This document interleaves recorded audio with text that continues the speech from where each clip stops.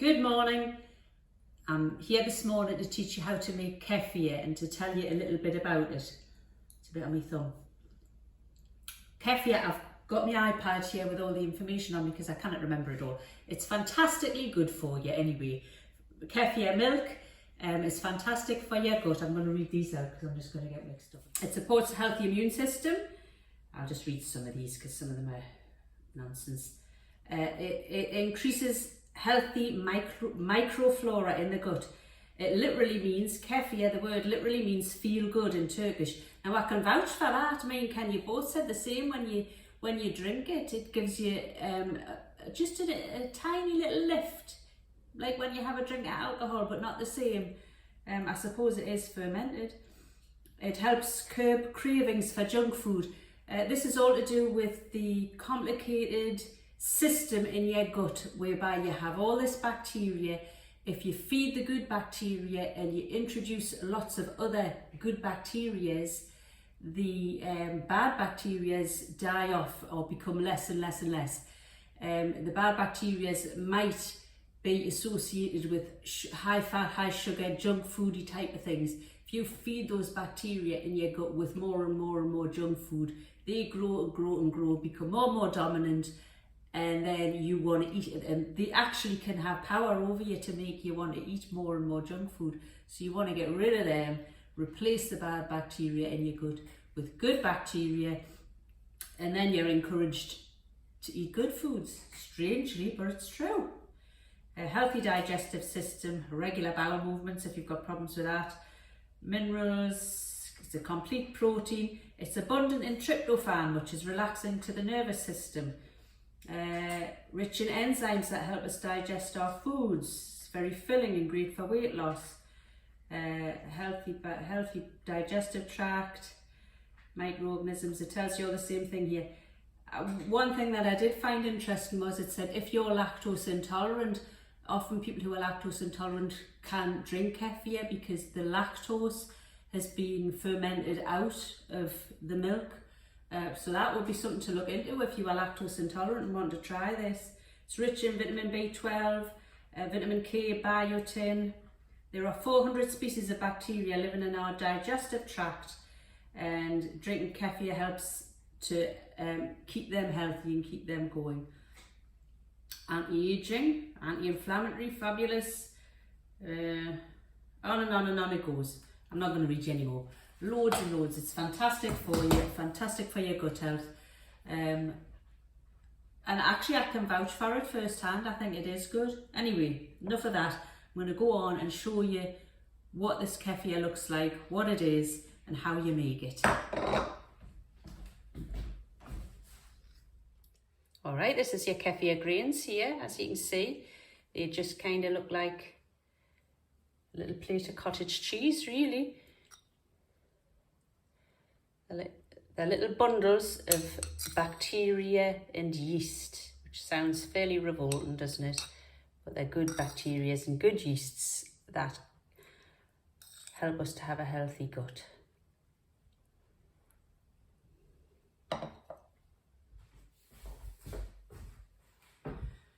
Now I just got my kefir grains through Amazon. I tried to pick one that I felt would be a little bit of a better quality one by not getting the cheapest basically, but it's difficult to tell, isn't it, when you're ordering from Amazon. They came in a tiny little foil pack and they were completely dried out, just tiny, and you just get a very, very small amount initially.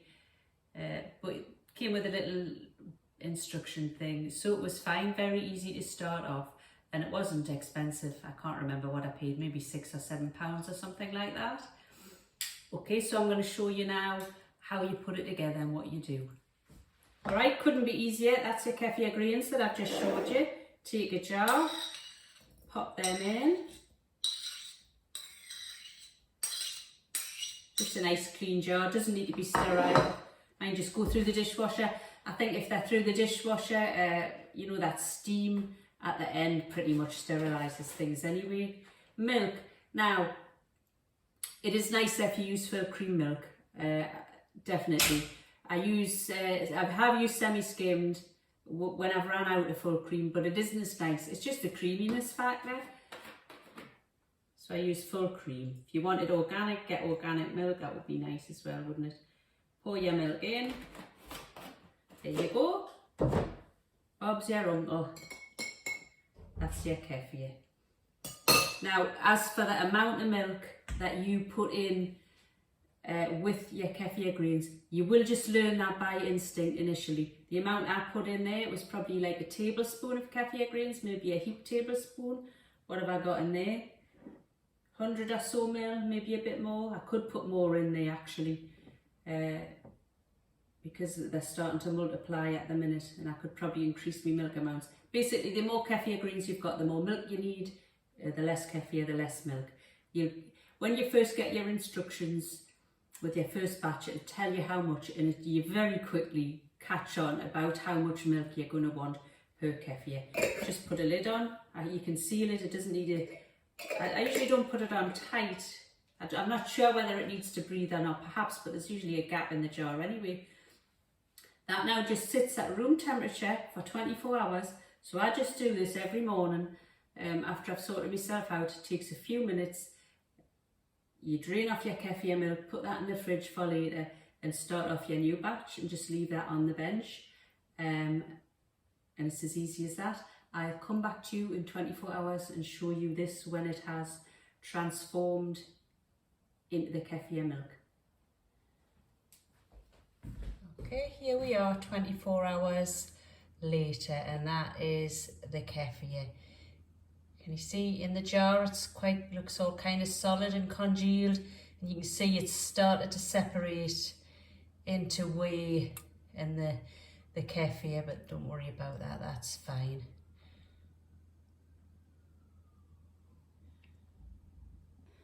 There you go, there's another look. Do you see how it kind of looks like? Well, I think like cottage cheese on the top, and it's almost like a crust of cottage cheesy stuff on the top. Obviously it's not cottage cheese.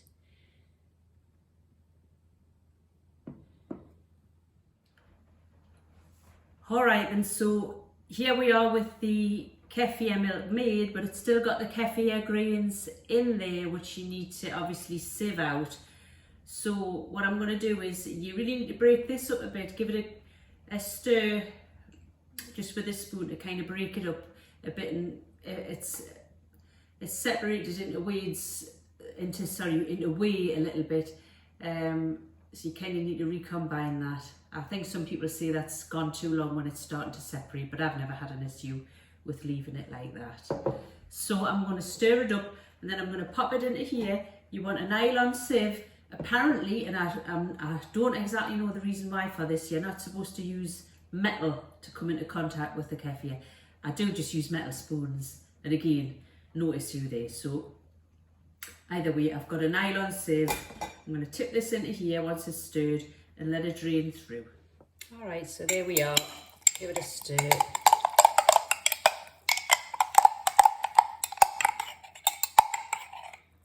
See, it's all lumpy. Just as it should be, it's normal. Give it a stir like that, and then I'm going to pour it into the sieve and let that drain through. You need to tickle this through because it is quite thick often, and it takes a while to drain through if you don't, so you need to stir it through. Don't press it through with the back of the spoon because you've got these kefir grains and you don't want them pressed through. It's them there.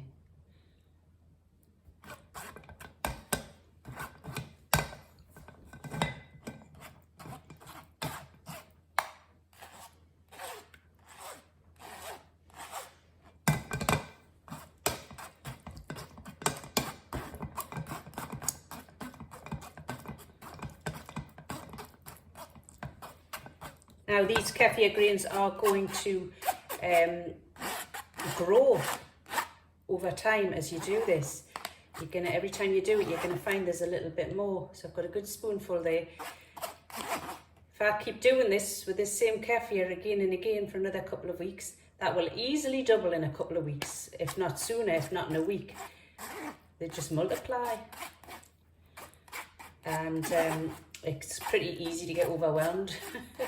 Overwhelmed, drown in a sea of kefir grains. What you can do when you get too many, if you've got a friend who wants to give it a try, give some to them. If you have got hens, the hens love this, they go wild for it, and it's really good for them. You can also put it on your compost. If you're making a smoothie, you can just put half of it in your smoothie and blend them up. That's absolutely fine. You can put them on the compost if the worst comes to the worst. And there you go. That's fine like that. So there you go. That is your kefir milk. And that's ready now to go into the fridge to cool down and drink later on.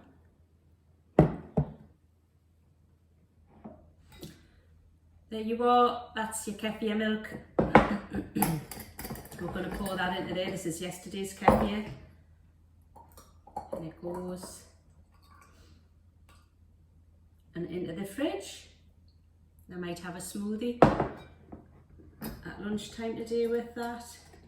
Now, if you get overwhelmed with the kefir and you're sick of doing it, and you want a little break from doing it, you can have a holiday from it without losing your grains, because they do need to be fed every day, and if you don't feed them every day, they'll just die off.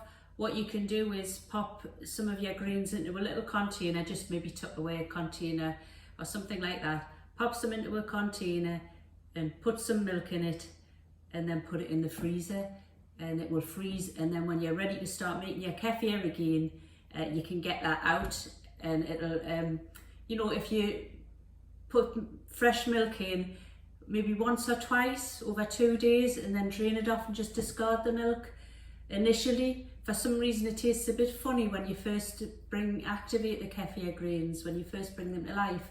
So discard the milk for the first couple of days, and then after that, that's you ready to go again. So I've done that already with this batch once or maybe twice, and I'll certainly do it in the winter, because freezing cold smoothies aren't really what you want then. Also, if you find you're getting too much of the milk, which is easy to do as well if you don't drink it for a couple of days, just throw most of your kefir away. Just start with a very small amount, maybe a teaspoon, and then you only need to add a very small amount of milk to that. So you can keep on making it, but you're just making a tiny amount every day, and then you're not likely to get so overwhelmed with it. If you just want to have a small glass full every 3 days, that would be a way to do that. Just keep throwing away the excess grains or getting rid of them somehow. That's the kefir milk, just going to go into the fridge now for later on. I hope you've enjoyed this video. I hope you might have learned 1 or 2 things. Making kefir is really, really easy. You have to do it every day, but it just takes 5 minutes. Fantastic for your gut health, which, as we're finding out from the scientists at the minute, is more important than we ever realised. So I hope you'll pluck up the courage and have a go and try and make it.